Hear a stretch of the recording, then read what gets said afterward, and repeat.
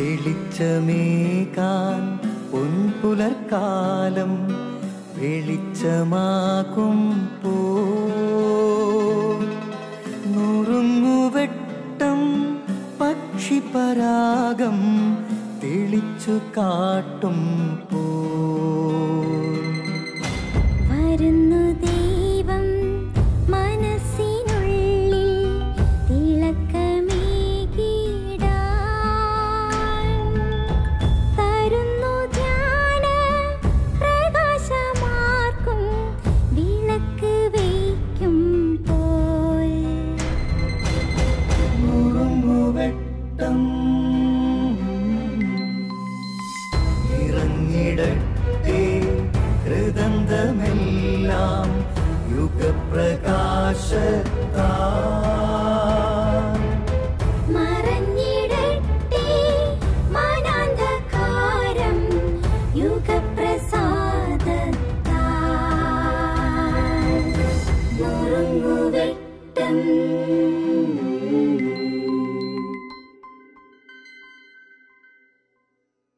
പ്രിയമുള്ളവരെ, സൗഹൃദത്തെക്കുറിച്ച് Abraham Lincoln പറയുന്ന ഒരു വാക്യമുണ്ട്. സൗഹൃദം നിങ്ങളുടെ ദൗർബല്യമാണെങ്കിൽ നിങ്ങളാണ് ലോകത്തിലെ ഏറ്റവും വലിയ ശക്തൻ.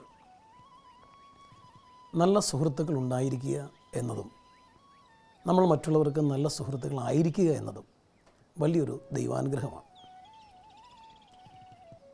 ദാവീദ് രാജാവാകുന്നതിന് തൊട്ടു മുൻപ് സാവൂള് ദാവീദിനെ കൊല്ലാൻ നടക്കുകയായിരുന്നു. സാവൂളിൻ്റെ പിൻഗാമി ദാവീദാണ് എന്ന് മനസ്സിലാക്കിയപ്പോഴാണ് ദാവീദിനെ കൊല്ലാൻ സാവൂൾ ആഗ്രഹിച്ചത്. ദാവീദിനെ ജനം വാഴ്ത്തിപ്പാടുന്നത് സാവൂളിന് ഇഷ്ടപ്പെട്ടില്ല. സാവൂളിൻ്റെ പുത്രൻ ജോനാഥാൻ ദാവീദിൻ്റെ വലിയൊരു സുഹൃത്തായിരുന്നു. സാവൂൾ എപ്പോഴെല്ലാം ദാവീദിനെ കൊല്ലാൻ പദ്ധതിയിടുന്നു അപ്പോഴൊക്കെ ജോനാഥാൻ ദാവീദിനെ സമീപിച്ച് അക്കാര്യം പറഞ്ഞു കൊടുക്കും. അങ്ങനെ മരണത്തിൽ നിന്ന് പലപ്പോഴും ദാവീദിനെ ജോനാഥാൻ രക്ഷിച്ചു. ജോനാഥാന് പ്രിയപ്പെട്ടതെല്ലാം ജോനാഥാൻ ദാവീദിന് കൊടുത്തു. ജോനാഥാൻ ഒരിക്കൽ പറഞ്ഞു, ശരിക്കും രാജ്യത്തിൻ്റെ അധികാരം പിതാവിന് ശേഷം എനിക്കാണ് കിട്ടേണ്ടത്, പക്ഷേ എനിക്ക് ആ രാജ്യഭരണം വേണ്ട, നീ ആയിരിക്കണം രാജാവ്. അത്രയ്ക്ക് ആത്മാർത്ഥമായിട്ട് ജോനാഥാൻ ദാവീദിനെ സ്നേഹിച്ചു. അത് നല്ല ഒരു സുഹൃത്ത് ബന്ധമായിരുന്നു. എന്നാൽ ദാവീദിൻ്റെ പുത്രൻ അമ്നോൻ, അയാൾക്കൊരു സുഹൃത്തുണ്ടായിരുന്നു, യോനാദാബ്. യോനാദാബ് അമ്നോനെ സമീപിച്ച് പറഞ്ഞു, നിനക്ക് ഇഷ്ടപ്പെട്ട താമാറിനെ രഹസ്യത്തിൽ വീട്ടിൽ വിളിച്ചു വരുത്തി അവളുമായിട്ട് നീ ശയിക്കണം.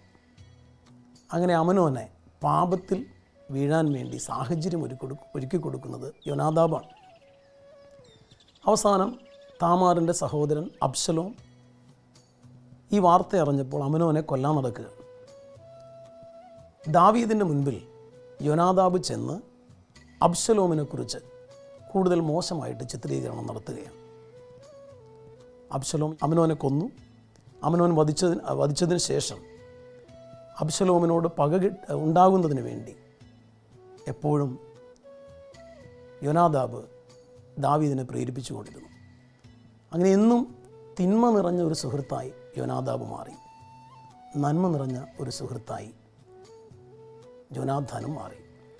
നമ്മുടെ ജീവിതത്തിൽ നല്ല സുഹൃത്തുക്കൾ ഉണ്ടാകാൻ നമുക്ക് പരിശ്രമിക്കാം. മറ്റുള്ളവർക്ക് നല്ല സുഹൃത്തുക്കളായിരിക്കാനും നമുക്ക് പരിശ്രമിക്കാം.